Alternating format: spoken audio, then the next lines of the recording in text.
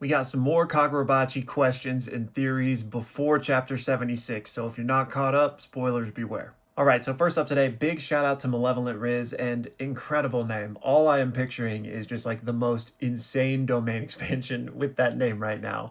But Malevolent does a fantastic job describing what he thinks Double H's banquet ability is doing, which, if you saw my previous videos on chapter 75 of Kagurabachi, somebody had asked just like how the illusions were tricking Samura's feathers, and I was doing a really bad job of trying to explain maybe how that was happening.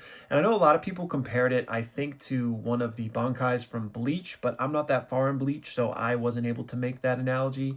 But Malevolent Riz here says that instead of thinking of it as the feathers being tricked or like the feathers being subject to the illusion, it might be that the feathers are still just feeding Samura the information about the true surroundings, but the Kumiyori's ability is either like intercepting that data from the feathers, if you will, and replacing it with the illusion, or it's just straight up changing it in general, right? So I think that makes sense. Like the feathers that Samura sent out into the world are still feeding him the real information about what's there, but that information is just not making it to Samura. It's been replaced by this illusion. And to cite back to our metal detector analogy, which again was from the previous video, it might not be that the metal detector was being fooled, but again, just like the alarm from the metal detector never makes it to Samura's ears, if that makes sense. And it makes sense to me. So Riz, thank you so much for putting that much clearer than I was able to. Then next up, Subcrazy says, Samura and Kusakabe, just what makes them so good with the blade? And of course, who do I think would win between the two sword drawing unks? And first of all, how dare you make me choose between my two goats? But second of all, what makes them so good with the blade? Honestly, I think in both of their cases, they are just so good at the fundamentals and the basics, right? In Kusakabe's case, he doesn't have a curse technique, right? So he was forced to become a master of those things, and become a master he did. The strongest grade 1 sorcerer, according to Gojo Nanami and Meme, right? His simple domain, he's able to accomplish things without binding vows that others cannot. Like, he just is built different with the new Shadow Style school, right? And that's because he just mastered those simple things and kept building on it. And it seems to be that that's what Samura did as well. Now, obviously, he has an enchanted blade, which gives him a bunch of abilities, but even without that, like we saw in the series, right? He was cooking people and he's blind. Like, he's just that good at the white purity style. Even Aruha, just said that like he couldn't even stand close to him in that regard. So it feels as if they're just so good at those basic things, and then anything else that they happen to get on top of that just makes them that much more lethal, right? So yeah, I think they are very similar in that regard. And then for who would win between them, man, I feel like it's still kind of too soon to compare the power systems. Like, it's hard to say like the general scaling of Kagurabachi, but I feel like I gotta give it to Samura just because he has an enchanted blade, which is giving him a bunch of other things on top of his sword drawing. And also just like in general, Samura's swordsmanship seems to be like much bigger deal and much better compared to Kusakabe.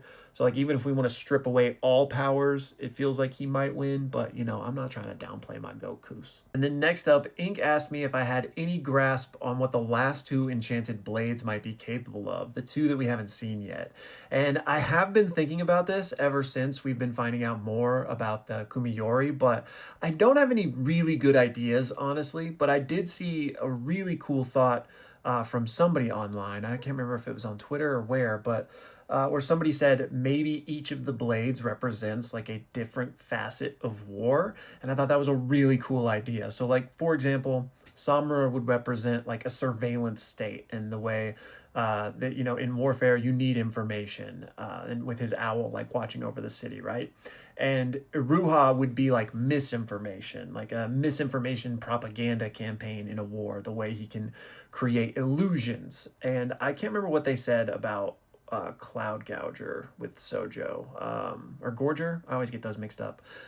Maybe it was like weather manipulation. I don't know. But following that line of thought, like maybe the chef guy could be like poison, like some sort of like controlling the food supply or resource supply. So in some way his blade might like, I don't know, manipulate things or deal with poison. Maybe something to do with like stamina or endurance. Not a great idea. And then for the girl, I have no idea.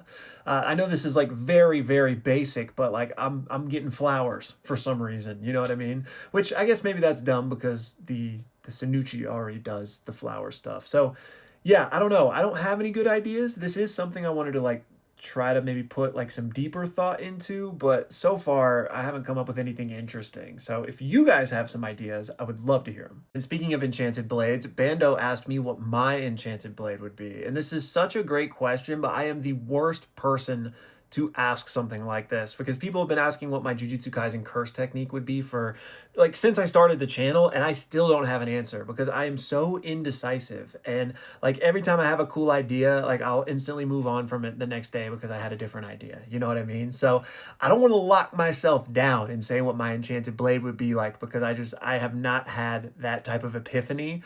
But what I will say is that it wouldn't look like this. But I put Thunder Fury up on the screen for those of you that know. You know, this stupid sword eluded me all throughout my WoW career. But so in this pretend situation, I'm pretending I have it.